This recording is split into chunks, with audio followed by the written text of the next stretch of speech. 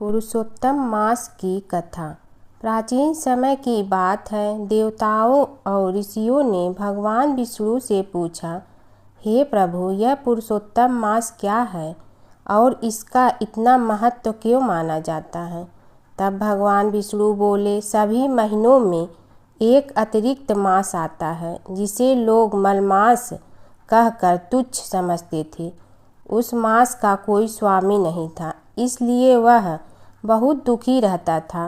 अपमान सहते सहते वह भगवान विष्णु के पास पहुंचा और रो कर बोला, हे प्रभु, सब लोग मेरा तिरस्कार करते हैं, मेरा कोई सम्मान नहीं करता है। भगवान विष्णु को उस मास पर दया आ गई। उन्होंने कहा, आज से मैं स्वयं तुम्हारा स्वामी हूँ। मेरा नाम पुरुषोत्तम है, इसलिए अब तुम्हें पुरुषोत्तम मास कहा जाएगा। जो मनुष्य इस मास में स्नान, दान, व्रत, कथा और भगवान का भजन करेगा, उसे अनेक यज्ञों के समान पुण्य मिलेगा। तभी से यह मास अत्यंत पवित्र माना जाने लगा। इस महीने में भगवान विष्णु की पूजा, गीता पाठ, दान, पुण्य और व्रत करने का विशेष महत्व है। ऐसा करने से मनुष्य के पाप नष्ट होते हैं और घर में सुख समृद्धि आती है। एक समय की बात है कि विष्णु भगवान का विवाह लक्ष्मी जी के साथ निश्चित हो गया। विवाह की तैयारी होने लगी। सभी देवताओं को निमंत्रण भेजे गए, परंतु गणेश जी को निमंत्रण नहीं दिया। कारण जो भी रहा हो, अब भगवान विष्णु की बारात जाने का समय आ गया। सभी देवता अपनी पत्नियों के साथ विवाह समारोह में आए। उन सब ने देखा कि गणेश जी कहीं दिखाई नहीं दे रहे हैं। तब वे आपस में चर्चा करने लगे कि क्या गणेश जी को कोई न्योता नहीं दिया है या स्वयं गणेश जी ही नहीं आए हैं। सभी को इस बात पर आश्चर्य होने लगा। तभी सब ने विचार किया कि विष्णु भगवान से ही इसका कारण पूछा जाए। विष्णु भगवान से पूछने पर उन्होंने कहा कि हमने गणेश जी के पिता भोलेनाथ महादेव को न्योता भेजा है। यदि गणेश जी अपने पिता के साथ आना चाहते हैं तो आ जाते। अलग से न्योता देने की कोई आवश्यकता भी नहीं थी। दूसरी बात यह है कि उनको 1.25 मन मूंग, 1.25 मन चावल, 1.25 मन घी और 1.25 मन लड्डू का भोजन दिन भर में चाहिए। यदि गणेश जी नहीं आएंगे तो कोई बात नहीं। दूसरे के घर जाकर इतना सारा खाना पीना अच्छा भी नहीं लगता। इतनी वार्ता कर ही रहे थे कि किसी एक ने सुझाव दिया, यदि गणेश जी आ भी जाए तो उनके द्वारपाल बनाकर बैठा देंगे कि आप घर की याद रखना। आप तो चूहे पर बैठकर धीरे धीरे चलोगे तो बारात से बहुत पीछे रह जाओगे। यह सुझाव भी सबको पसंद आ गया, तो विष्णु भगवान ने भी अपनी सहमति दे दी। होना क्या था कि इतने में गणेश जी वहां आ पहुंचे और उन्हें समझा बुझा कर घर की रखवाली करने बैठा दिया गया। बारात चल रही थी, तब नारद जी ने देखा कि गणेश जी तो दरवाजे पर ही बैठे हुए हैं। तो वे गणेश जी के पास गए और रुकने का कारण पूछा। गणेश जी कहने लगे कि विष्णु भगवान ने मेरा बहुत अपमान किया है। नारद जी ने कहने लगे कि अपनी मूसक देना को आगे भेज दे तो वह रास्ता खोद देगी, जिससे उनके वाहन धरती में धंस जाएंगे। तब आपको सम्मान पूर्वक बुलाना पड़ेगा। अब तो गणेश जी ने अपनी मूसक सेना जल्दी से आगे भेज दी और सेना ने जमीन पोली कर दी। जब बारात वहां से निकली तो रथों के पहिए धरती में धंस गए। लाख कोशिश करे परंतु पहिए नहीं निकले। सभी ने अपने अपने उपाय किए, परंतु पहिए तो नहीं निकले, बल्कि जगह जगह से टूट गए। किसी की समझ में नहीं आ रहा था कि अब क्या किया जाए। तब तो नारद जी ने कहा, आप लोगों ने गणेश जी का अपमान करके अच्छा नहीं किया। यदि उन्हें मना कर लाया जाए तो आपका कार्य सिद्ध हो सकता है और यह संकट टल सकता है। शंकर भगवान ने अपने दूत नंदी को भेजा और वे गणेश जी को लेकर आए। गणेश जी का आदर सम्मान के साथ पूजन किया। तब कहीं रथ के पहिए निकले। अब रथ के पहिए निकल के परंतु टूट गए तो उन्हें सुधारे गए। पास के खेत में खाती काम कर रहा था, उसे बुलाया गया। खाती अपना कार्य करने के पहले श्री गणेशाय नमः कहकर गणेश जी की वंदना मन ही मन करने लगा। देखते ही देखते खाती ने सभी पहियों को ठीक कर दिया। तब खाती कहने लगा कि हे देवताओं, आपने सर्वप्रथम गणेश जी को नहीं मनाया होगा और न ही उनकी पूजन की होगी, इसीलिए तो आपके साथ यह संकट आया है। हम तो मूर्ख अज्ञानी हैं, फिर भी पहले गणेश जी को पूजते हैं, उनका ध्यान करते हैं। आप लोग तो देवतागण हैं, फिर भी आप गणेश जी को कैसे भूल गए? अब आप लोग भगवान श्री गणेश जी की जय बोल कर जाएं तो आपके सब काम बन जाएंगे और संकट कट जाएंगे। ऐसा कहते हुए बारात वहां से चल दी और विष्णु भगवान को लक्ष्मी जी के साथ विवाह संपन्न करा के सभी सकुशल घर लौट आए। हे गणेश जी महाराज, आपने विष्णु को जैसे कारज सारियो ऐसे कारज सबको सिद्ध कर दो। बोलो गजानन भगवान की जय। कीड़ी नगरा सींचने की कहानी। एक गांव में एक बुढ़िया माई रहती थी। उसके 2 बेटे तथा बहू भी थे। बुढ़िया माई भगवान श्री हरि विष्णु की परम भक्त थी। अपना जीवन दान धर्म पुण्य कार्य कर्मों में लगाती थी, परंतु बुढ़िया माई कभी भी मंदिर और सत्संग में वह तीर्थ स्थानों पर नहीं जाती थी। एक बार गांव में भागवत कथा हो रही थी। बेटे ने कहा, माँ, आप सारा दिन घर में रहती हैं, आप मंदिर में भागवत कथा सुनने क्यों नहीं जाती? बुढ़िया माई ने बेटे का मन रखने के लिए कह दिया कि आज जाऊंगी, परंतु नहीं गई। ऐसा करते करते 6 दिन निकल गए।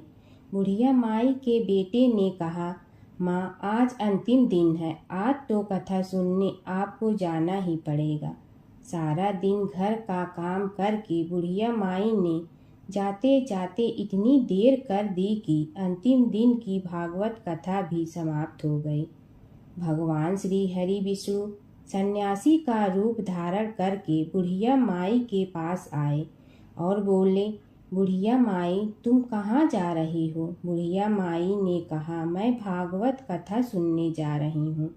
तब सन्यासी रूपधारी भगवान श्री हरि विष्णु ने कहा, अब इतनी देर से क्यों जा रही हो? वहाँ तो अब कथा समाप्त हो गई है, अब वहाँ जाकर क्या करोगी? बुढ़िया माई ने कहा, अब घर से निकली हूँ तो जाकर ही रहूंगी।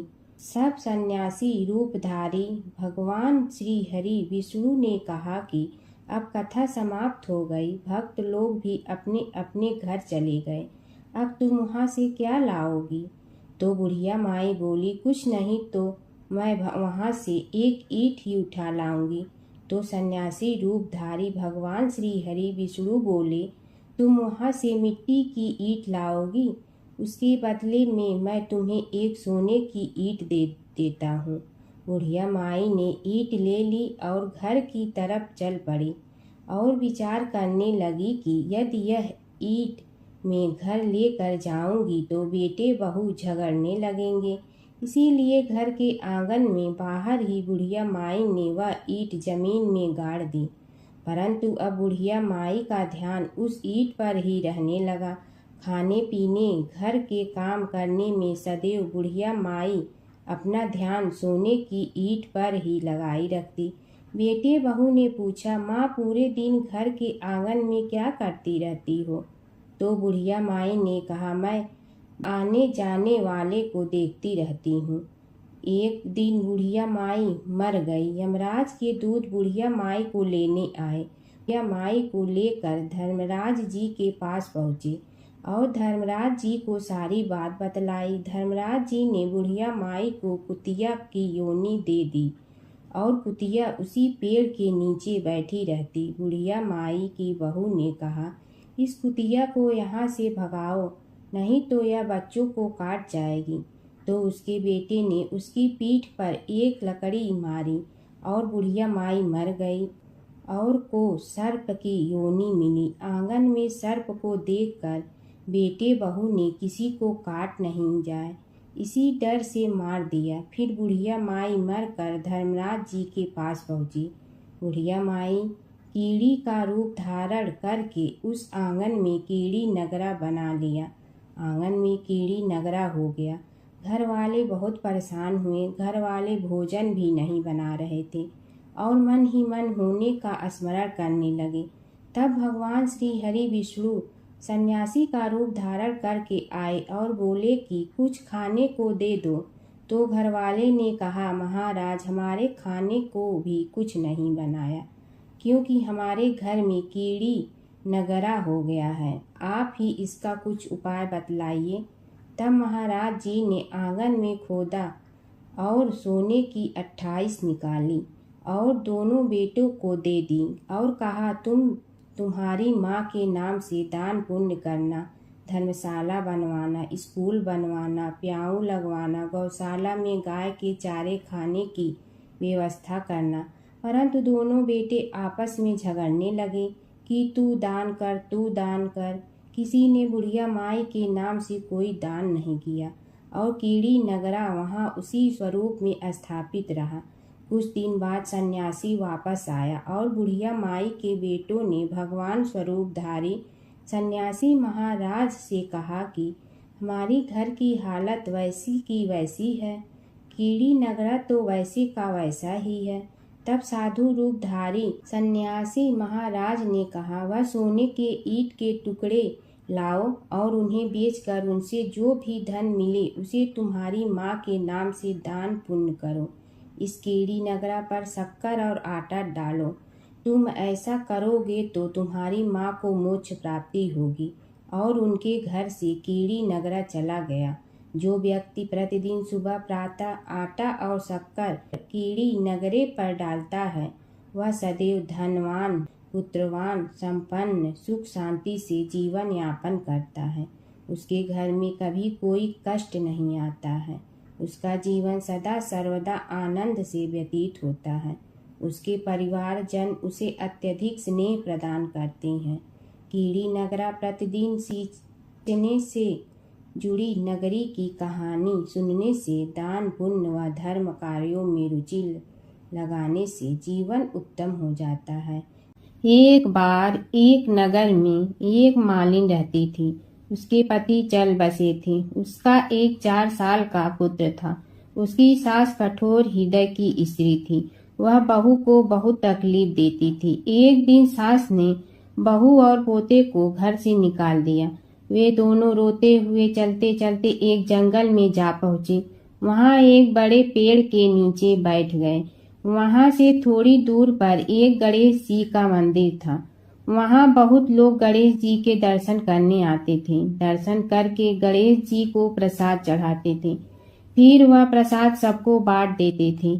इस प्रसाद से माँ बेटे का गुजारा होने लगा। दोनों गणेश जी की पूजा पाठ में लग गए। एक दिन उन्होंने सोचा क्यों न हम भी जंगल से फूल लाकर बेचें। वे रोज जंगल से फूल लाकर उसकी माला बनाकर बेचने लगे। साथ में पूजा की सामग्री और प्रसाद भी बेचने लगे। इससे उनको आमदनी होने लगी। गणेश जी की कृपा से आमदनी बढ़ने लगी। जल्दी ही उन्होंने एक मकान और एक दुकान बना लिया। एक राजा की लड़की मंदिर में रोज पूजा करने आती थी। मालिन के बेटे को देखकर राजकुमारी उस पर मोहित हो गई और उससे विवाह करने की सोचने लगी। उसने अपनी भाभी से अपने मन की बात कही। भाभी अनुभवी थी। उसने कहा, ये तो मालिन का बेटा है और तुम एक राजा की बेटी हो। यदि तुमने उससे विवाह किया तो तुम्हारी बहुत बेइज्जती होगी। पर राजकुमारी अपनी बात पर अड़ी रही। उसने कहा, मैंने तो प्रतिज्ञा कर ली है कि उसी से विवाह करूंगी। भाभी ने घर जाकर सारी बात राजा को बता दी। राजा ने मना नहीं किया और विवाह के लिए तैयार हो गए। उन्होंने बड़े धूमधाम से बेटी का विवाह मालिन के बेटे के साथ कर दिया। मालिन ने सबसे पहले बेटे बहू को गणेश जी के मंदिर में ले जाकर पूजा पाठ करवाया और गणेश जी का आशीर्वाद दिलवाया। इसके बाद पूरे नगर में यह बात फैल गई कि गणेश जी की पूजा करने से सब दुख कष्ट दूर हो जाते हैं। इस बात पर सुनते ही नगर के सभी लोग मंदिर आने लगे। मालिन और उसके बेटे की बिक्री और बढ़ गई। उधर उसकी सास के बुरे दिन आ गए। अन्नदाता उससे रूठ गए और वह भूखों मरने लगी। एक दिन वह रोती धोती उसी गणेश जी के मंदिर में आ पहुंची। वहाँ वह मालिन के बेटे से बोली, मैं भूखी हूँ, मुझे रोटी कपड़ा दे दो, इसके बदले में तुम्हारा सारा काम कर दूंगी। लड़के को दया आ गई और उसे काम पर रख लिया। उसने अपनी दादी को नहीं पहचाना। जब मालिन घर आई तो उसने सास को पहचान लिया। वह सास से बोली, सासू जी आप यहाँ कैसे? सास ने पोते की तरफ इशारा करके कहा, मेरी इस सेठ के यहाँ नौकरी लग गई है। बहू बोली, यह आपका पोता है और यह घर भी आपका ही है, यह दुकान भी आपकी ही है। जब आपने हमें घर से निकाला तब गणेश जी ने हमारी रक्षा की। बहू की बात सुनकर सास बोली, मेरी करनी मैं भोगूंगी। बहू बोली, सासू जी अब आप हमारे यहाँ रहो और पोते का सुख देखो।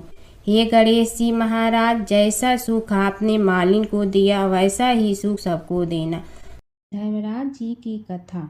दो सेठानियाँ थी। एक के घर में धन बहुत था पर वह कंजूस थी। दूसरी के पास धन थोड़ा कम था पर मन से वह बहुत अमीर थी।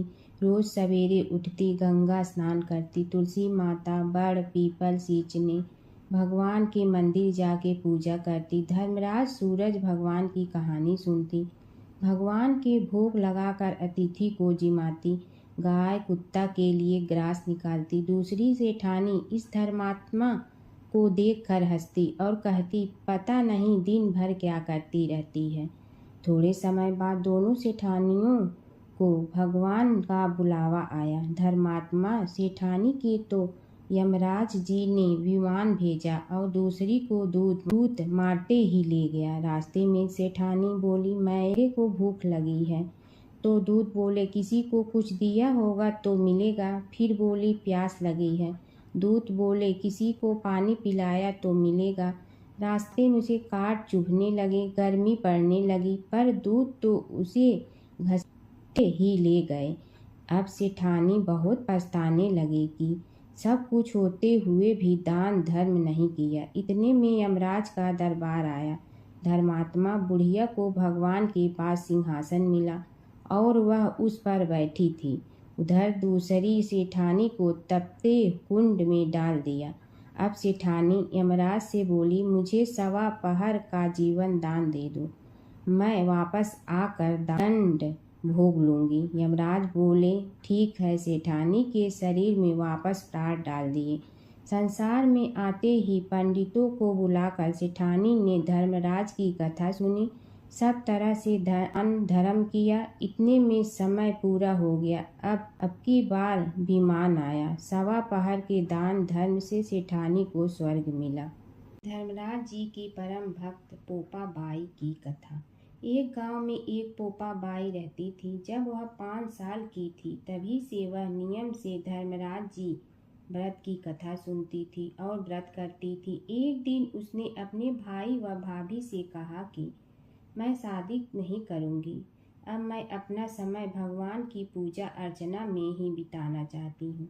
इसलिए मेरी झोपड़ी गांव के बाहर बनवा दो और गांव में सबको कह दो कि वह अपनी गाय व बछड़ों को मेरे यहाँ ही घास भूस चरने को भेज दो और जिसकी भी इच्छा हो, श्रद्धा हो, मुझे खाना भिजवा दो। एक दिन नगर का राजा शिकार खेलने जंगल में आया और गांव के बाहर जंगल के पास बनी झोपड़ी देखकर रुक गया। झोपड़ी के पास जाकर उसने आवाज लगाई कि कौन है, लेकिन भीतर से कोई आवाज न आने पर वह लगातार दरवाजा खटखटाता रहा। तब पोपा बाई उठी और कहने लगी कि कौन हो तुम जो बार बार दरवाजा बजा रहे हो, क्यों आवाज लगा रहे हो? राजा ने कहा कि मैं यहाँ का राजा हूँ और तुम्हारे साथ विवाह करूँगा। पोपा बाई ने कहा कि जहाँ से आए हो वहीं चले जाओ, मैं किसी पराये आदमी का मुंह नहीं देखती हूँ। राजा ने पोपा बाई की एक नहीं सुनी और जबरदस्ती उठा ले गया।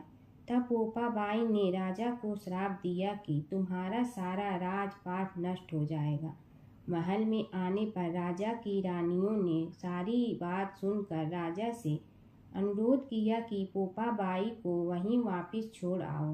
राजा जब पोपा बाई को वापिस झोपड़ी में छोड़ने जाने लगा तो रास्ते में पाप की नदी आई, जिसमें राजा डूब गया। कुछ समय बाद पोपा बाई मृत्यु के बाद धर्मराज जी के यहाँ पहुँची और धर्मराज जी ने उन्हें स्वर्ग का राज दे दिया। एक बार एक सेठ व सेठानी मृत्यु लोक से स्वर्ग लोक आए तो उसके द्वार बंद देखकर वह धर्मराज जी से द्वार खोलने का आग्रह करते हैं। धर्मराज जी कहते हैं, इस द्वार पर पोपा बाई का राज है। इस पर सेठ सेठानी कहते हैं कि हम पोपा बाई को नहीं जानते हैं। धर्मराज जी उन दोनों की बात सुनकर कहते हैं कि तुम दोनों 7 दिन तक मृत्युलोक में रहो। 8 खोपड़ा से राई भरकर 5 कपड़े ऊपर रख कर कहानी सुनकर उद्यापन करना और कहना कि राज है पोपा बाई लेखा लेगी राई राई का। सारे बोलो पोपा बाई की जय। तुलसी माता की कथा। पुरानी समय की बात है, एक परम सुंदर और पतिव्रता स्त्री थी जिनका नाम था वृंदा। वे भगवान विष्णु की परम भक्त थी और उनका विवाह राक्षस राजा जलंधर से हुआ था। जलंधर बहुत शक्तिशाली था और उसकी शक्ति का रहस्य था उसकी पत्नी वृंदा की अटूट पतिव्रता धर्म। जब तक वृंदा अपने पति के प्रति सच्ची और समर्पित रही तब तक कोई भी देवता जलंधर को पराजित नहीं कर सकता था। देवताओं ने कई बार प्रयास किया लेकिन जलंधर अजेय रहा। तब सभी देवता भगवान विष्णु के पास गए और उनसे सहायता मांगी। भगवान विष्णु ने एक लीला रची। वे जलंधर का रूप धारण करके वृंदा के सामने प्रकट हुए। वृंदा ने उन्हें अपना पति समझकर उनका सत्कार किया, लेकिन जैसे ही वृंदा को सच्चाई का पता चला उनका पतिव्रता धर्म भंग हो गया। उसी क्षण देवताओं ने जलंधर का वध कर दिया।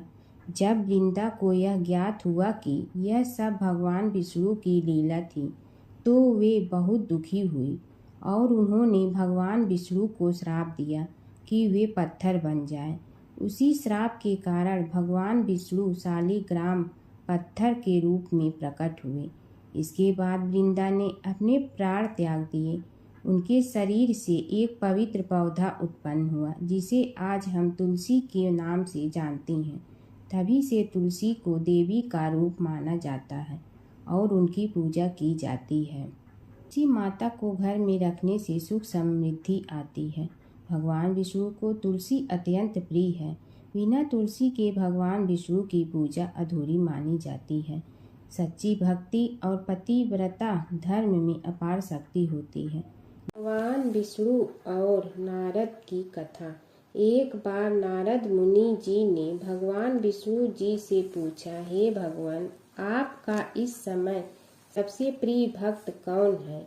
अब विष्णु तो भगवान हैं, सो झट से समझ गए अपने भक्त नारद मुनि की बात और मुस्कुरा कर बोले, मेरा सबसे प्रिय भक्त उस गांव का एक किसान है। यह सुनकर नारद मुनि जी थोड़ा निराश हुए और फिर से एक प्रश्न किया, हे भगवान, आपका बड़ा भक्त तो मैं हूँ, तो फिर सबसे प्रिय क्यों नहीं?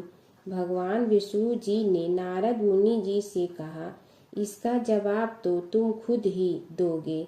जाओ, एक दिन उसके घर रहो और फिर सारी बात मुझे बताना। नारद मुनि जी सुबह सवेरे मुंह अंधेरे उस किसान के घर पहुंच गए। देखा अभी अभी किसान जगा है और उसने अब सबसे पहले अपने जानवरों को चारा देता, फिर मुंह धोता, दैनिक कार्यों से निवृत्त होता, जल्दी जल्दी भगवान का नाम लिया, रूखी सूखी रोटी खाकर जल्दी जल्दी अपने खेतों पर चला गया। सारा दिन खेतों में काम किया और शाम को वापस घर आया। जानवरों को अपनी जगह बांधा, उन्हें चारा पानी डाला, हाथ धोया, मुंह धोया, फिर थोड़ी देर भगवान का नाम लिया, फिर परिवार के संग बैठकर खाना खाया और कुछ बातें की और फिर से सो गया। अब सारा दिन यह सब देखकर नारद मुनि जी भगवान विष्णु के पास वापिस आए और बोले, भगवान, मैं आज सारा दिन उस किसान के संग रहा, लेकिन वो तो ढंग से आपका नाम भी नहीं ले सकता। उसने थोड़ी देर सुबह, थोड़ी देर शाम को और भी जल्दी जल्दी आपका ध्यान किया, और मैं तो 24 घंटे सिर्फ आपका ही नाम जपता हूँ। क्या आपका सबसे प्रिय भक्त वो गरीब किसान ही है? भगवान विष्णु जी ने नारद की बात सुनकर कहा, अब इसका जवाब भी तुम मुझे खुद ही देना। और भगवान विष्णु जी ने एक कलश अमृत से भरा नारद मुनि को थमाया और बोले, इस कलश को लेकर तुम तीनों लोकों की परिक्रमा कर के आओ, लेकिन ध्यान रहे अगर एक बूंद भी अमृत नीचे गिरा तो तुम्हारी सारी भक्ति और पुण्य नष्ट हो जाएगी। नारद मुनि तीनों लोकों की परिक्रमा करके जब भगवान विष्णु के पास वापस आए तो खुश होकर बोले, भगवान, मैंने एक बूंद भी अमृत नीचे नहीं गिरने दिया। विष्णु भगवान ने पूछा, और इस दौरान तुमने मेरा नाम कितना बार लिया, मेरा स्मरण कितनी बार किया?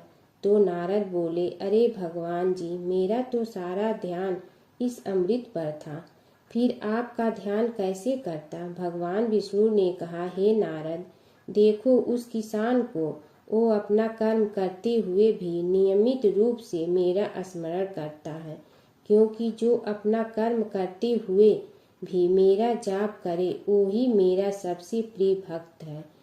तुम तो सारे दिन खाली बैठे ही जप करते हो, और जब तुम्हें कर्म दिया तो मेरे लिए तुम्हारे पास समय ही नहीं था। तो नारद मुनि सब समझ गए और भगवान के चरण पकड़ कर बोले, हे भगवान, आपने मेरा अहंकार तोड़ दिया, आप धन्य हैं। गणेश और बुढ़िया माई की कथा। एक बुढ़िया थी, वह बहुत ही गरीब और दृष्टिहीन थी। उसके एक बेटा और बहू थी। वह बुढ़िया सदैव गणेश जी की पूजा किया करती थी। एक दिन गणेश जी प्रकट होकर उस बुढ़िया से बोले, बुढ़िया माँ, तू जो चाहे सो मांग ले। बुढ़िया बोली, मुझे तो मांगना नहीं आता, कैसे और क्या मांगूं? तब गणेश जी बोले, अपने बहू बेटे से पूछ कर मांग ले। तब बुढ़िया ने अपने बेटे से कहा, गणेश जी कहते हैं तू कुछ मांग ले, बता मैं क्या मांगूं? पुत्र ने कहा, माँ तू धन मांग ले। बहू से पूछा तो बहू ने कहा, नाती मांग ले। तब बुढ़िया ने सोचा कि ये तो अपने अपने मतलब की बात कर रहे हैं, अतः उस बुढ़िया ने पड़ोसन से पूछा तो उन्होंने कहा, बुढ़िया तू तो थोड़े दिन जियोगी, क्यों तू धन मांगो और क्यों नाती मांगे? तू तो अपनी आँखों की रोशनी मांग ले, जिससे तेरी जिंदगी आराम से कट जाए। इस पर बुढ़िया बोली, यदि आप प्रसन्न है तो मुझे 9 करोड़ की माया दे, निरोगी काया दे, अमर सुहाग दे, आँखों की रोशनी दे, नाती दे, पोता दे, और सब परिवार को सुख दे, और अंत में मोक्ष दे। यह सुनकर तब गणेश जी बोले, बुढ़िया माँ, तुमने तो हमें ठग लिया, फिर भी जो तूने मांगा है वचन के अनुसार सब तुझे मिलेगा। और यह कहकर गणेश जी अंतर ध्यान हो गए। उधर बुढ़िया माँ ने जो कुछ मांगा वह सब कुछ मिल गया। हे गणेश जी महाराज, जैसे तुमने उस बुढ़िया माँ को सब कुछ दिया वैसे ही सबको देना। बुढ़िया माई को मुक्ति दी। तुलसी माता की कथा। एक बुढ़िया माई तुलसी जी को सींचती और कहती कि हे तुलसी माता, सत की दाता, मैं तेरा बिडला सींचती हूँ, मुझे बहू दे, पीताम्बर की धोती दे, मीठा मीठा घास दे, बैकुंठा में वास दे, चटक की चाल दे, पटक की मोद दे, चंदन का काठ दे, रानी सा राज दे, दाल भात का भोजन दे, 11 की मौत दे, कृष्ण जी का कंधा दे। तब तुलसी माता यह सुनकर सूखने लगी। तो भगवान ने पूछा कि हे तुलसी, तुम क्यों सूख रही हो? तुलसी माता ने कहा कि एक बुढ़िया रोज आती है और यही बात कह जाती है, मैं सब बात तो पूरा कर दूंगी, लेकिन कृष्ण का कंधा कहाँ से लाऊंगी। तो भगवान बोले, जब वो मरेगी तो मैं अपने आप कंधा दे आऊँगा, तू बुढ़िया माई से कह देना। जब बुढ़िया माई मर गई, सब लोग आ गए। जब माई को ले जाने लगे तो वह किसी से न उठी। तब भगवान एक 12 बरस के बालक का रूप धारण करके आए। बालक ने कहा, मैं कान में एक बात कहूँगा तो बुढ़िया माई उठ जाएगी। बालक ने कान में कहा, बुढ़िया माई मन की निकाल ले, पीताम्बर की धोती ले, मीठा मीठा घास ले, बैकुंठा का वास ले, चटक की चाल ले, पटक की मोत ले, कृष्ण जी का कंधा ले। यह सुनकर बुढ़िया माई हल्की हो गई। भगवान ने कंधा दिया और बुढ़िया माई को मुक्ति मिल गई। हे तुलसी माता, जैसे बुढ़िया माई को मुक्ति दी वैसे सबको देना है। माता सीता की कथा। यह कहानी सीता माता कहती थी और श्री राम इसे सुना करते थे। एक दिन श्री राम भगवान को किसी काम के लिए बाहर जाना पड़ा, तो सीता माता कहने लगी कि भगवान, मेरा तो 12 वर्ष का नित्य नियम है। अब आप बाहर जाएंगे तो मैं अपनी कहानी किसे सुनाऊंगी। श्री राम ने कहा कि तुम कुएं की पाल पर जाकर बैठ जाना और वहां जो औरतें पानी भरने आएंगी उन्हें अपनी कहानी सुना देना। सीता माता कुएं की पाल पर जाकर बैठ जाती हैं। एक स्त्री आई, उसने रेशम की जड़ी की साड़ी पहन रखी थी और सोने का घड़ा ले रखा था। सीता माता उसे देख कहती हैं कि बहन, मेरा 12 वर्ष का नित्य नेम सुन लो। पर वह स्त्री बोली कि मैं तुम्हारा नित्य नेम सुनूंगी तो मुझे घर जाने में देरी हो जाएगी और मेरी सास मुझसे लड़ेंगी। उसने कहानी नहीं सुनी और चली गई। उसकी रेशम जड़ी की साड़ी फट गई, सोने का घड़ा मिट्टी के घड़े में बदल गया। सास ने देखा तो पूछा कि ये किसका दोष अपने सिर लेकर आ गई है। बहू ने कहा कि कुएं पर एक औरत बैठी थी, उसने कहानी सुनने के लिए कहा, लेकिन मैंने सुनी नहीं, जिसका यह फल मिला है।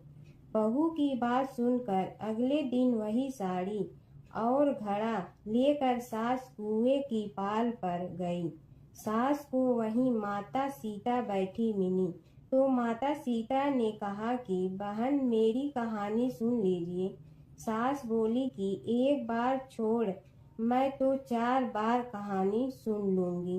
राम आए, लक्ष्मण आए, देश के पुजारी आए, नित नेम का नेम लाए, आओ राम बैठो राम, तपी रसोई जियो राम, माखन मिश्री खाओ राम, दूध बतासा पियो राम, सूत के पलका मोठो राम, साल दुसाला पोठो राम, साल दुसाला ओढ़ो राम। जब बोलो जब राम ही राम, राम संवारे सबके काम, खाली घर भंडार भरेंगे, सबका बेड़ा पार करेंगे। श्री राम जय राम जय जय राम। सास बोली कि बहन, कहानी तो बहुत अच्छी लगी। कहानी सुनकर सास घर चली गई और उसकी साड़ी फिर से रेशम जड़ी की बन गई। मिट्टी का घड़ा फिर सोने के घड़े में बदल गया। बहू कहने लगी, सासू माँ, आपने ये सब कैसे किया। सास ने कहा कि बहू, तू दोष लगा के आई थी और मैं अब दोष उतार कर आ रही हूँ। बहू ने फिर पूछा कि वह कुएं वाली स्त्री कौन है। सास बोली कि वे सीता माता थीं। वे पुराने से नया कर देती हैं, खाली घर में भंडार भर देती हैं। वह लक्ष्मी जी का वास घर में कर देती हैं। आदमी की जो भी इच्छा हो उसे पूरा कर देती हैं। बहू बोली कि ऐसी कहानी मुझे भी सुना दो। सास बोली कि ठीक है, तुम भी सुनो। और सास ने कहानी शुरू की। राम आए, लक्ष्मण आए, देश के पुजारी आए, नित नेम का नेम लाए, आओ राम बैठो राम, तपी रसोई जियो राम, माखन मिश्री खाओ राम, दूध बतासा पियो राम, सूत के पलका मोठो राम, साल दुसाला पोठो राम, साल दुसाला ओढ़ो राम। जब बोलो जब राम ही राम, राम संवारे सबके काम, खाली घर भंडार भरेंगे, सबका बेड़ा पार करें। श्री राम जय जय राम। कहानी सुनकर बहू बोली कि कहानी तो बहुत अच्छी है। सास ने कहा कि ठीक है, इस कहानी को रोज कहा करेंगे। अब सास बहू रोज सवेरे उठती, नहाती धोती और पूजा करने के बाद नितनेम की सीता की कहानी कहती। एक दिन उनके यहाँ एक पड़ोस की औरत आई और बोली कि बहन जरा सी आँच दे ना। तो वह बोली कि आज तो अभी हमने जलाई ही नहीं। पड़ोसन ने कहा कि तुम सुबह 4 बजे से उठकर क्या कर रही हो? फिर उन्होंने कहा कि सुबह उठकर हम पूजा करते हैं, फिर सीता माता की नितनेम की कहानी कहते हैं। पड़ोसन ने उसी बात सुनकर फिर कहा कि सीता माता की कहानी कहने से तुम्हें क्या मिलता है? वे बोली कि इनकी कहानी कहने से घर में भंडार भर जाते हैं, सारे काम सिद्ध होते हैं, मन की इच्छा भी पूरी हो जाती है। पड़ोसन कहती है कि बहन ऐसी कहानी तो मुझे भी सुना दो। फिर वह बोली कि ठीक है, तुम भी यह कहानी सुन लो। राम आए लक्ष्मण आए, देश के पुजारी आए, नित नेम का नेम लाए, आओ राम बैठो राम। सारी कहानी सुनने के बाद पड़ोसन कहने लगी, बहन कहानी तो मुझे बहुत अच्छी लगी। अब वह पड़ोसन भी नित नेम सीता माता की कहानी कहने लगी। कहानी कहने से सीता माता ने पड़ोसन के भी भंडार भर दिए। अब तो पूरे मोहल्ले में नित नेम की कथा चल पड़ी। हर किसी की मनोकामना पूरी होने लगी। हे सीता माता, जैसे आपने उनके भंडार भरे वैसे ही आप हमारे भी भंडार भरना, सबकी भरना, कहानी सुनने वाले के भी और कहानी कहने वाले के भी। जमुना की कहानी।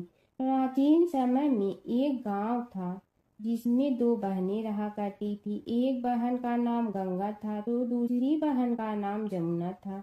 एक बार दोनों बहनें एक साहूकार के खेत से गुजर रही थी तो जमुना ने 13 दाने जौ के तोड़ लिए, जिसे देख गंगा बोली कि तुझे तो ग्रहण लग गया, तूने चोरी की है।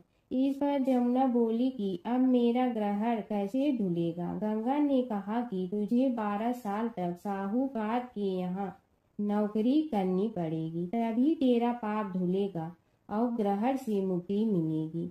जमुना साहूकार के यहाँ नौकरी के लिए जाती है और अपने लिए काम मांगती है। साहूकार उसे काम पर रख लेता है, लेकिन काम करने से पहले जमुना उसे कहती है कि मैं सारे काम करूंगी लेकिन 4 काम नहीं करूंगी।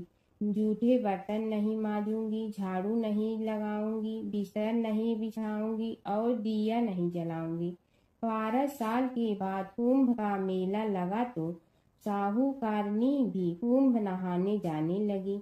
जमुना ने उसे जाते देख कहा कि कुंभ के मेले में मेरी बहन गंगा मिलेगी तो उसे यह सोने का टक्का दे देना, इससे वह अपने हाथों में सुंदर चूड़ियां पहन लेगी। साहूकारनी ने कुंभ के मेले में गंगा को वह सोने का टका दे दिया। गंगा ने उनसे वह टका लेते हुए कहा कि मेरी बहन को कहना कि उसके 12 वर्ष पूरे हो गए हैं, अब वह वहां वापिस आ जा। साहूकार व साहूकारनी वापिस घर आए तब जमुना मटके में पानी भर रही थी। दोनों जमुना से बोले कि हमने सोने का वह टका तेरी बहन गंगा को दे दिया था और उसने कहा है कि तेरे 12 वर्ष पूरे हो गए हैं, इसलिए अब तुम वापिस जाओ। यह समाचार सुनते ही जमुना सहस्त्र धारा में बदल गई और बहने लगी। जमुना जी का यह रूप देखकर साहूकार और साहूकारनी परेशान हो गई थी। हमारे घर में जमुना माता ने काम किया, हमें तो अब ग्रहण लग गया है, हम यह ग्रहण कैसे उतारेंगे? जमुना भागकर गंगा माता के पास चली गई। गंगा ने जमुना से पूछा कि तुम साहूकारनी से कुछ कहकर आई हो या ऐसे ही बिना बताए आ गई? तब जमुना बोली कि मैं तो कुछ भी बताकर नहीं आई हूँ। गंगा ने कहा कि जा उन्हें धीरज दे आ, नहीं तो उन्हें जीवन भर असंतोष ही रहेगा। गंगा के कहने पर जमुना माता ने साहूकारनी को सपने में दर्शन दिए और कहा कि तुम दोनों उल्टे माथे क्यों पड़े हो? जाओ उठकर खाओ पियो। तब दोनों बोले कि हम कैसे उठें, हमें तो ग्रहण लगा है, क्योंकि हमने उल्टे सीधे और पता नहीं कितने नीच कार्य आपसे कराए हैं। तब जमुना जी बोली कि तुम्हें ग्रहण नहीं लगा है, ग्रहण तो मुझे लगा था कि मैंने तुम्हारे खेत से 13 दाने जौ के चुराए थे। मैं तो अपना ग्रहण उतारने तुम्हारे घर आई थी। मेरा ग्रहण तुम्हारे घर में 12 वर्ष तक रहने से उतर गया है और मेरी मुक्ति हो गई है। जमुना जी ने कहा कि तुम्हें कोई ग्रहण नहीं लगा है, उल्टे मेरे 12 वर्ष तक यहाँ रहने से तुम्हारी भी मुक्ति हो गई है। यह कहकर जमुना जी स्वप्न से चली गई। दोनों उठकर देखते हैं कि उनके घर में पहले से भी अधिक धन हो गया है। हे जमुना माता, जैसे आपने साहूकार व साहूकारनी की मुक्ति कराई, वैसे ही आप अपने सभी भक्तों की करना। नगर बसेरे की कहानी। किसी गांव में एक भाट व एक जाट रहता था। दोनों में घनिष्ठ मित्रता थी। एक बार जाट अपनी बहन के घर जाने को तैयार हुआ तो भाट अपनी ससुराल जाने को तैयार हुआ। दोनों साथ चल पड़े तो रास्ते में रुककर एक कुएं की मुंडेर पर बैठ गए। जाट ने भाट से कहा कि नगर बसेरा कर लेते हैं। इस पर भाट बोला कि तू ही नगर बसेरा कर ले, मैं तो अपनी ससुराल जा रहा हूँ, वहाँ खूब खातिर होगी मेरी, तू कर ले नगर बसेरा। जाट वहीं कुएं के पास बैठ पानी की घंटी और चावल का दाना लेकर नगर बसेरा करने लगा। नगर बसेरा करने के साथ जाट कहने लगा कि नगर बसेरा जो करे सो मल धोवे पाँव, ताता माड़ा तापसी देगी मेरी माँ, माँ देगी मावशी तेगी द्वारका का वास, मीठा मीठा घास वृंदावन का वास, 5 कुल्थी छठी रास, मेरी जीगड़ो श्री कृष्ण के पास, डालू पानी हो जाए घी, झट से निकल जाए मेरा जी। यह सब कर कर के वह जाट बहन के पास चल पड़ा। जाट की बहन ने भाई के आने पर उसकी खातिर की। खी बूढ़ा के साथ भाई को जिमाया। दोनों ने बैठकर ढेर सारी बातें की। इधर भाट अपने ससुराल पहुंचा तो वहां आग लगी हुई थी। आग बुझाने वह भी लग गया, जिसमें हाथ मुंह भी काले हो गए और खुद भी थोड़ा सुलझ गया। ना रोटी ना पानी के लिए ही किसी ने पूछा। एक पड़ोसन आई तो उसने भाट की सास को कहा कि जमाई आया है, जरा उस आओ भगत कर लो। बुढ़िया बोली कि सब कुछ तो जल गया है, अब कहाँ से आओ भगत करूं। तब पड़ोसन ने ही भाट को एक रोटी के साथ छाछ दी। उसने वही खाकर गुजारा किया। शाम को दोनों फिर घर की ओर चल पड़े और रास्ते में मिल गए और एक दूसरे का हाल पूछा। भाट बोला कि मेरी ससुराल में तो आग लगी हुई थी, आग बुझाते मैं खुद काला हो गया हूँ, ना रोटी मिली ना पानी। जाट बोला कि मेरी तो बहुत खातिर हुई। फिर बोला कि मैंने कहा था ना कि नगर बसेरा कर ले, आ अब कर ले, लेकिन भाट ने फिर मना कर दिया। कहने लगा कि चाहे रोटी दे या न दे, तेरी तो माँ है, दही चूरमा का पेड़ा धरा पाएगा। भाट ने फिर नगर बसेरा नहीं किया। जाट ने कर लिया। नगर बसेरा जो करे सो मल धोवे पाँव, ताता माड़ा तापसी देगी मेरी माँ, माँ देगी मावशी देगी द्वारका का वास, मीठा मीठा घास वृंदावन का वास, 5 कुल्थी छठी रास, मेरा जी बड़ो श्री कृष्ण के पास, डालू पानी हो जाए घी, झट से निकल जाए मेरा जी। करके वह चल पड़ा। घर पहुँचते ही जाट की मावशी ने बहुत लाड प्यार किया। उधर भाट घर गया तो उसकी भैंस खो गई थी। बाप एक लाठी रखे तो दूसरी उठाए और कहने लगा कि ससुराल गया तो आग लगा दी, अब यहाँ आया तो भैंस खो दी। बाप ने कहा कि पहले भैंस लेकर आ, तभी रोटी पानी मिलेगा।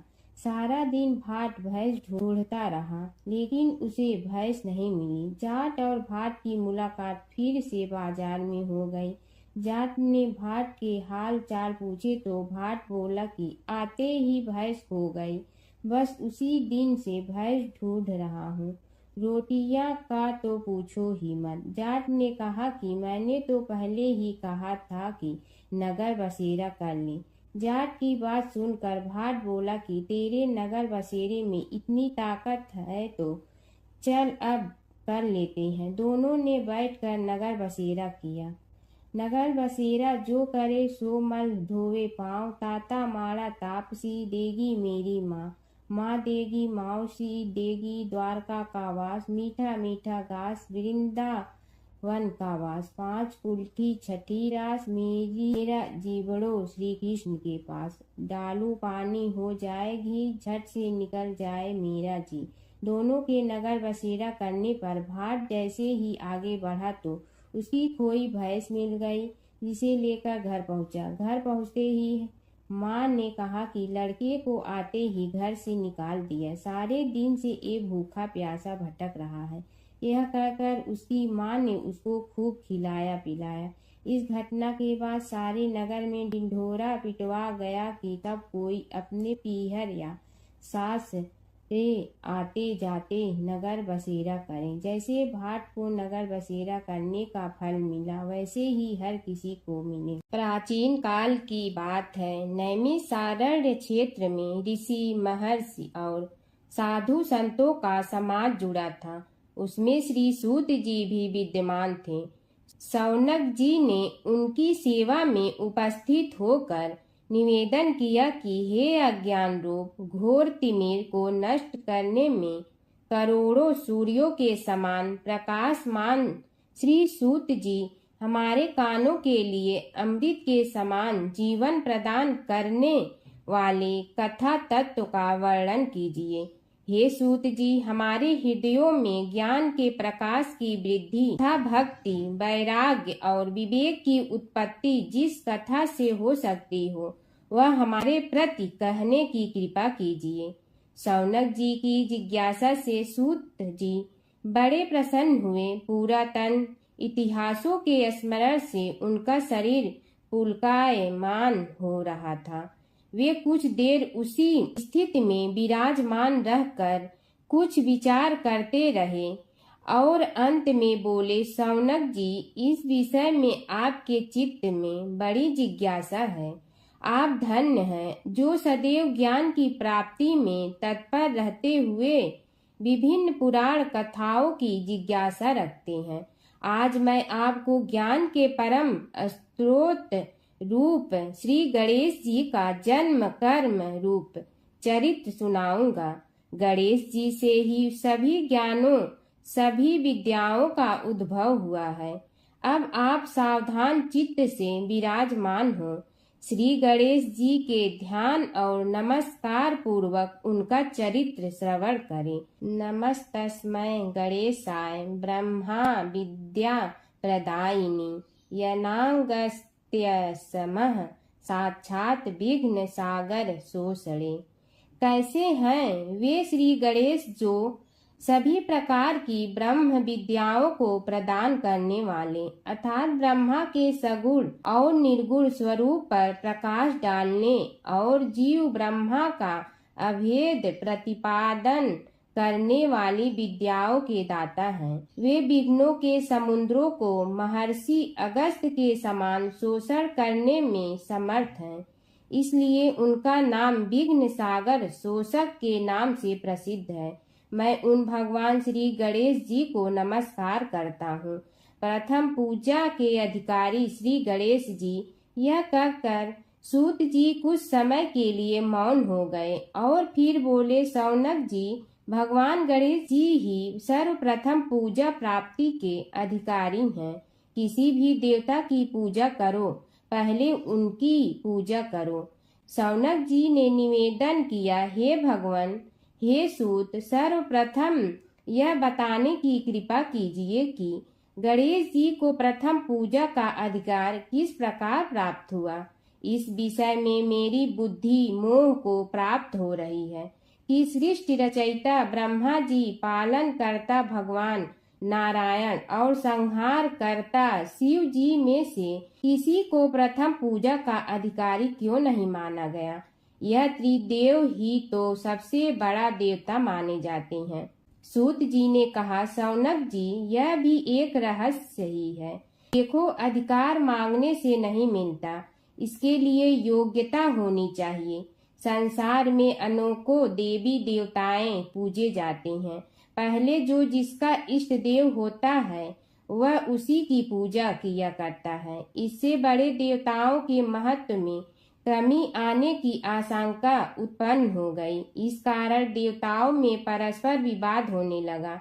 वे उसका निर्णय प्राप्त करने के लिए शिव जी के पास पहुँचे और प्रणाम करके पूछने लगे, प्रभु, हम सब में प्रथम पूजा का अधिकारी कौन है। शिव जी सोचने लगे कि किसे प्रथम पूजा का अधिकारी माने। तभी उन्हें एक युक्ति सूझी। बोले, देवगण, इसका निपटारा बातों से नहीं तथ्यों से होगा। इसके लिए एक प्रतियोगिता रखनी होगी, शिव की परिक्रमा करने की प्रतियोगिता। देवगण उनका मुख देखने लगे, शंकित हृदय से सोचने लगे कि कैसी प्रतियोगिता रहेगी। यह शिव जी ने उनके मन के भाव ताड़ लिए, इसलिए सांत्वना भरे शब्दों में बोले, घबराओ मत, कोई कठिन परीक्षा नहीं ली जाएगी। बस इतना ही कि सभी अपने अपने वाहनों पर चढ़कर संसार की परिक्रमा करो और फिर यहाँ लौट आओ। जो पहले लौटेगा वही सर्वप्रथम पूजा का अधिकारी होगा। अब क्या देर थी, सभी अपने अपने वाहन पर चढ़कर दौड़ पड़े।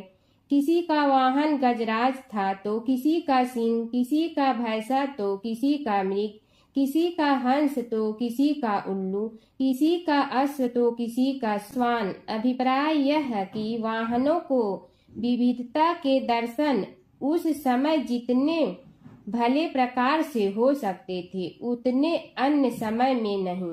सबसे गया बीता वाहन गणेश जी का था मूषक, उससे चूहा भी कहते हैं। ऐसे वाहन के बल भरोसे इस प्रतियोगिता में सफल होना तो क्या, सम्मिलित होना भी हास्यास्पद है। गणेश जी ने सोचा, छोड़ो, क्या होगा प्रतियोगिता में भाग लेने से, हम तो यहाँ बैठे रह कर ही तमाशा देखेंगे। वे बहुत देर तक विचार करते रहे। अंत में उन्हें एक युक्ति सूझी। शिव जी स्वयं ही जगदाता हैं, यह संसार उन्हीं का प्रतिबिंब है, तब क्यों न इन्हीं की परिक्रमा कर ली जाए। इनकी परिक्रमा करने से ही संसार की परिक्रमा हो जाएगी। ऐसा निश्चय कर उन्होंने मूषक पर चढ़कर शिव जी की परिक्रमा की और उनके समक्ष जा पहुँचे। शिव जी ने कहा, तुमने परिक्रमा पूर्ण कर ली। उन्होंने उत्तर दिया, जी हाँ। शिव जी सोचने लगे कि इसे तो यहीं घूमते हुए देखा, फिर परिक्रमा कैसे कराया। देवताओं का परिक्रमा करके लौटना आरंभ हुआ और उन्होंने गणेश जी को वहां बैठे देखा तो माथा ठनक गया। फिर भी साहस करके बोले, अरे तुम विश्व की परिक्रमा के लिए नहीं गए। गणेश जी ने कहा, अरे मैं कब का यहाँ आ गया। देवता बोले, तुम्हें तो कहीं भी नहीं देखा। गणेश जी ने उत्तर दिया, देखते कहाँ से, समस्त संसार शिव जी में विद्यमान है। इनकी परिक्रमा करने से ही संसार की परिक्रमा पूर्ण हो गई। सूत जी बोले, शौनक, इस प्रकार गणेश जी ने अपनी बुद्धि के बल पर ही विजय प्राप्त कर ली। उनका कथन सत्य था, इसलिए कोई विरोध करता भी तो कैसे। बस उसी दिन से गणेश जी की प्रथम पूजा होने लगी। एक बार अपने पुत्र के खातिर भगवान शिव और श्री कृष्ण के बीच छिड़ गया था प्रलयंकारी युद्ध। भगवान शिव जहाँ प्रलय के देवता हैं, वहीं श्री कृष्ण पालन करता। दोनों के कारण ही यह जगत सुचारू रूप से चल रहा है और दोनों महाशक्तिशाली हैं। लेकिन कभी आपने सोचा है कि अगर कभी दोनों में युद्ध हुआ तो उसका इस संसार पर क्या असर पड़ेगा और दोनों में से विजयी कौन होगा। चलिए जानते हैं एक पौराणिक कथा जहाँ इन दोनों के भयंकर युद्ध का वर्णन मिलता है। पौराणिक कथा के अनुसार एक बार राजा बलि के सबसे बड़े पुत्र बाणासुर ने शिवपुत्र कार्तिकेय की सुंदरता से मोहित होकर भगवान शिव का पुत्र बनने की इच्छा जताई। उसने भगवान शिव की कठोर तपस्या की, जिसके बाद शिव जी ने उसे अपने पुत्र के रूप में स्वीकार कर लिया। एक समय ऐसा आया जब बाणासुर की पुत्री उषा को श्री कृष्ण के पुत्र अनिरुद्ध से प्रेम हो गया।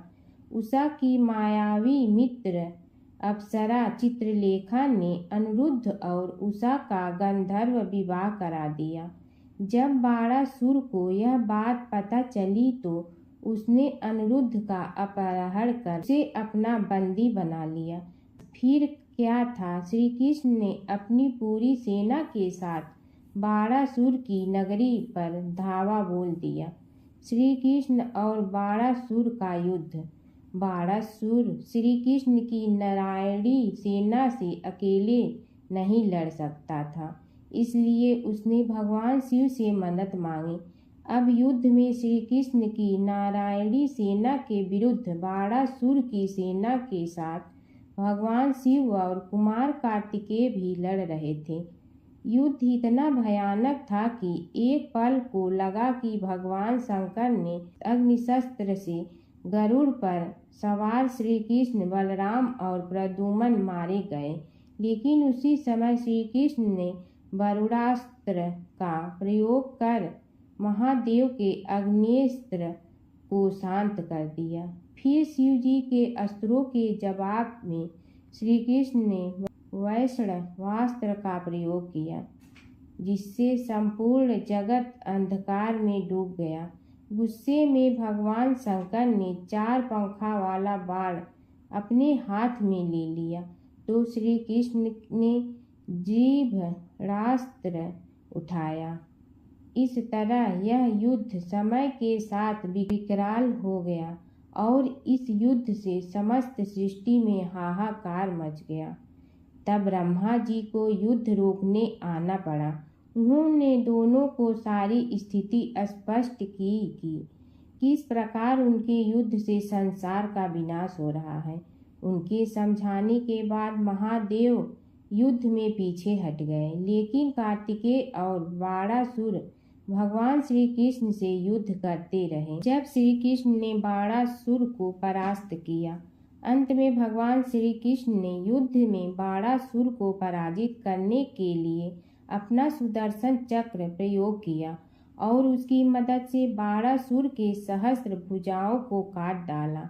जैसे ही श्री कृष्ण अपने चक्र से उसका वध करने लगे, कार्तिकेय के साथ महादेव वहां फिर से पहुंच गए, लेकिन इस बार उन्होंने युद्ध करने के बजाय श्री कृष्ण से बाणासुर को माफ करने का अनुरोध किया। भगवान शिव ने श्री कृष्ण से कहा कि मैंने इसे अभय दान दिया है, इसलिए अगर आप इसका वध कर देंगे तो मेरा वचन झूठा पड़ जाएगा। शिव जी के ऐसा कहने पर श्री कृष्ण ने बाणासुर को क्षमा कर दिया और अनिरुद्ध, उषा सहित अपनी पूरी सेना लेकर वहां से चल दिए। बाणासुर को आज भी अजर अमर माना जाता है और बाद में भगवान शिव के उसे अपने गढ़ों में शामिल कर लिया। प्राचीन काल की बात है, एक नगर में धर्मपाल नाम का एक निर्धन किंतु अत्यंत धर्मनिष्ठ व्यक्ति रहता था। वह न तो अधिक पूजा पाठ जानता था और न ही उसके पास धन था, परंतु उसके हृदय में भगवान विष्णु के प्रति अपार श्रद्धा थी। प्रतिदिन प्रातः स्नान कर भगवान विष्णु का स्मरण करता और तुलसी दल अर्पित करता। तब भी वह हरि नाम का जाप करता रहता। एक दिन किसी कारणवश वह पूजा न कर सका। मन में ग्लानि हुई और रात को उसने भगवान विष्णु से क्षमा याचना की। उसी रात उसे स्वप्न में विष्णु ने दर्शन दिए और कहा, हे भक्त, जो भी व्यक्ति श्रद्धा से मेरा स्मरण करता है मैं उसके सभी पाप हर लेता हूँ। भक्ति में विधि नहीं, भाव प्रधान होता है। कुछ समय बाद धर्मपाल के जीवन की सभी कठिनाइयाँ दूर हो गई। उसके घर में सुख, शांति और समृद्धि आ गई। अंत समय में उसे वैकुंठ लोक की प्राप्ति हुई। विष्णु भगवान की कथा। एक नगर में एक सेठ व एक सेठानी रहते थे और सेठानी रोज विष्णु भगवान की पूजा करती थी। सेठ को उसका पूजा करना बिल्कुल अच्छा नहीं लगता था। इसी वजह से एक दिन सेठ ने सेठानी को घर से निकाल दिया। घर से निकलने पर वह जंगल की ओर गई तो देखा 4 आदमी मिट्टी खोदने का काम कर रहे थे। उसने कहा कि मुझे नौकरी पर रख लो। उन्होंने उसे रख लिया, लेकिन मिट्टी खोदने से सेठानी के हाथों में छाले पड़ गए और उसके बाल भी उड़ गए। वह आदमी कहते हैं कि बहन, लगता है तुम किसी अच्छे घर की महिला हो। तुम्हें काम करने की आदत नहीं है। तुम एक काम रहने दो और हमारे घर का काम कर लिया करो। वह चारों आदमी उसे अपने साथ घर ले गए और वह 4 मुट्ठी अनाज लाते और सभी बांट कर खा लेते। एक दिन सेठानी ने कहा कि कल से 8 मुट्ठी अनाज लाना। अगले दिन वह 8 मुट्ठी अनाज लाए और सेठानी पड़ोसन से आग मांग लाई। उसने भोजन बनाया, विष्णु भगवान को भोग लगाया, फिर सभी को खाने को दिया। सारे भाई बोले कि बहन, आज तो भोजन बहुत स्वादिष्ट बना है। सेठानी ने कहा कि भगवान का जूठा है तो स्वाद तो होगा ही। सेठानी के जाने के बाद सेठ भूखा रहने लगा और आस पड़ोस के सारे लोग कहने लगे कि ये तो सेठानी के भाग्य से खाता था। एक दिन सेठ अपनी सेठानी को ढूंढने चल पड़ा। उसने ढूंढते हुए वह भी उस जंगल में पहुंच गया जहां वह चारों आदमी मिट्टी खोद रहे थे।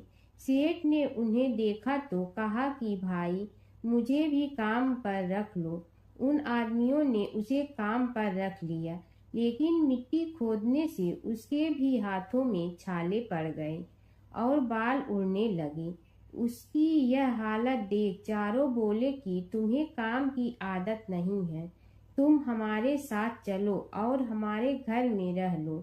सेठ उन चारों आदमियों के साथ उनके घर चला गया और जाते ही उसने सेठानी को पहचान लिया, लेकिन सेठानी घूंघट में थी तो सेठ को देख नहीं पाई।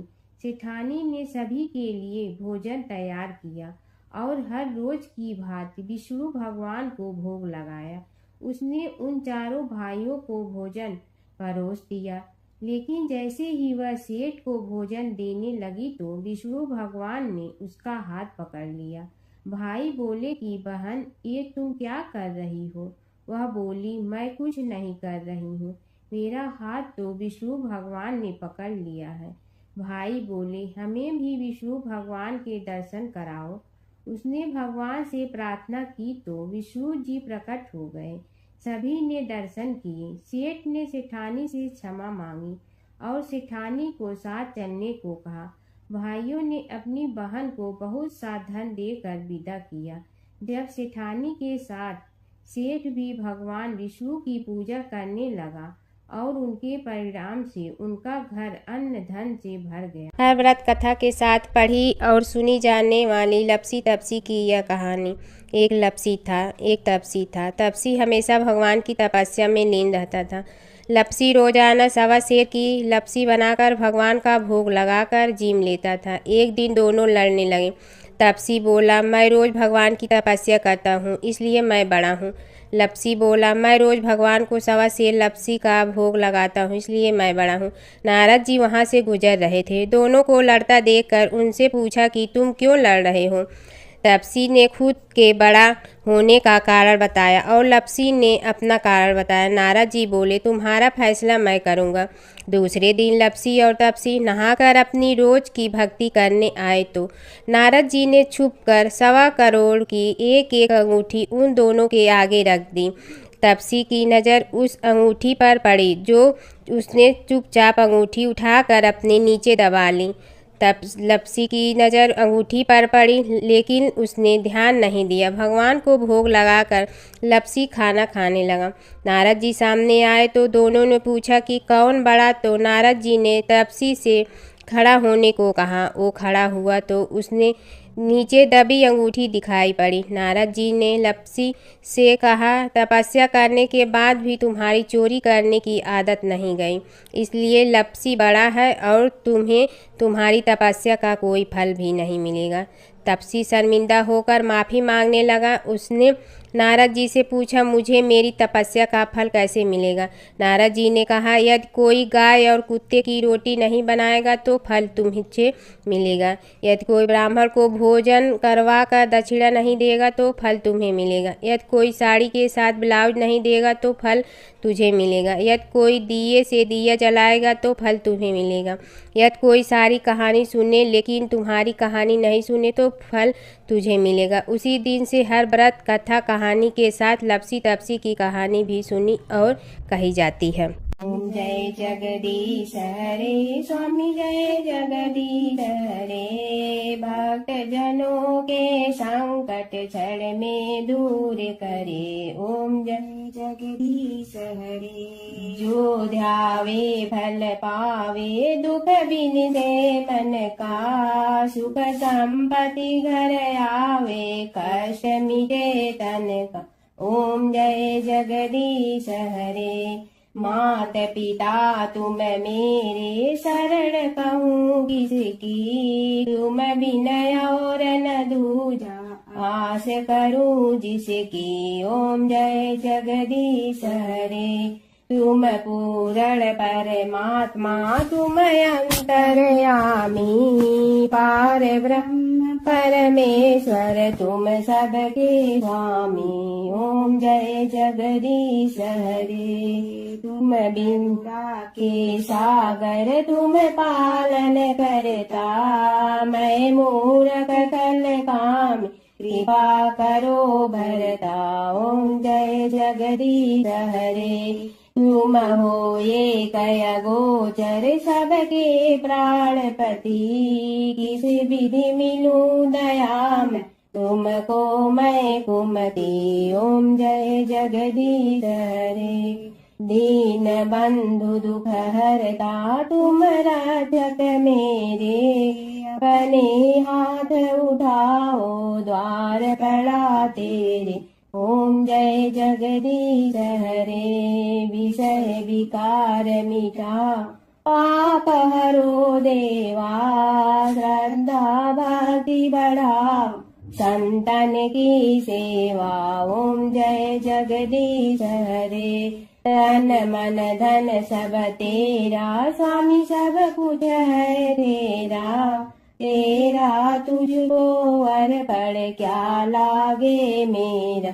ओम जय जगदीश हरे, जय जगदीश हरे, स्वामी जय जगदीश हरे, भक्त जनों के संकट क्षण में दूर करे। ओम जय जगदीश हरे, स्वामी जय जगदीश हरे।